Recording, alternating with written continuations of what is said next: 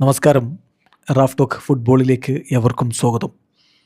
ഈ സീസണിൽ 1000 ഗോളുകളിലേക്ക് എത്തും ക്രിസ്ത്യാനോ റൊണാൾഡോ എന്ന് തന്നെയാണ് എല്ലാവരും വിചാരിക്കുന്നത്. ഇപ്പോൾ അദ്ദേഹത്തിന് 976 ഗോളുകളായി. 24 ഗോളുകൾ കൂടി CR7 നേടും എന്ന കാര്യം ഉറപ്പാണ്. അപ്പോൾ നമ്മളിപ്പോൾ പരിശോധിക്കുന്നത് ഓരോ പൊസിഷനുകളിലും ഏറ്റവും അധികം ഗോളുകൾ നേടിയ താരങ്ങളെ വെച്ച് നമ്മളൊരു 11 ഉണ്ടാക്കിയാൽ എങ്ങനെ ഉണ്ടാവും. ഗോൾ കീപ്പറായിട്ട് നമുക്ക് റൊജേറോ സെനിയെ വെക്കാം. 131 ഗോളുകളാണ് ബ്രസീലിയൻ ഇതിഹാസം നേടിയിട്ടുള്ളത്. വാവ്! റൊജേറോ സെനി ഒരു വല്ലാത്ത സംഭവമാണ്. പെനാൽറ്റി ഗോളുകൾ, ഫ്രീ കിക്ക് ഗോളാക്കുന്ന ഗോൾ കീപ്പർ, 100-ലധികം ഗോളുകൾ നേടിയിട്ടുള്ളൊരു ഗോളി, ഏറ്റവും അധികം ഫ്രീ കിക്ക് ഗോളുകൾ നേടിയ ഗോളി, ഏറ്റവും അധികം ഗോളുകൾ നേടിയ ഗോൾ കീപ്പർ റൊജേറോ സെനി.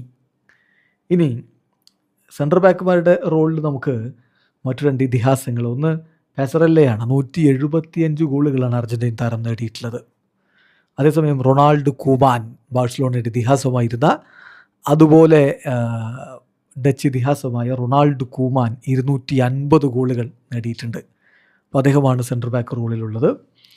ഒപ്പം തന്നെ ഇരു പാർശ്വങ്ങളിലായിട്ട് ഇറങ്ങാനുള്ള താരങ്ങൾ. ഒന്ന് റോബർട്ടോ കാർലോസാണ്. ഇടതു പാർശ്വത്തിൽ 113 ഗോളുകളാണ് അദ്ദേഹത്തിൻ്റെ പേരിലുള്ളത്.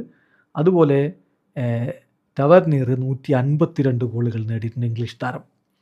മധുരയിലേക്ക് വരുമ്പോൾ 3 മിന്നും താരങ്ങളാണ്. ഒന്ന് ലംബാർഡ് 303 ഗോളുകൾ, സീക്കോ ബ്രസീലിൻ്റെ വെളുത്ത വില എന്നൊക്കെ അറിയപ്പെട്ട സീക്കോ 523 ഗോളുകൾ, മിഷേൽ പ്ലാറ്റിനി 353 ഗോളുകൾ.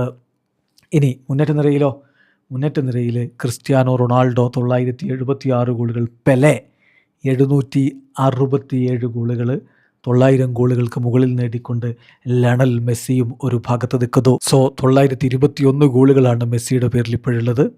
ചുരുക്കി പറഞ്ഞാൽ ഇതിഹാസങ്ങൾ ഒരുമിച്ച് മുന്നേറ്റം നയിക്കും. മെസ്സിയും പെലെയും ക്രിസ്ത്യാനോയും ചേർന്നൊരു മുന്നേറ്റ നിരയുണ്ടായാൽ ആർക്ക് തടയാൻ പറ്റും?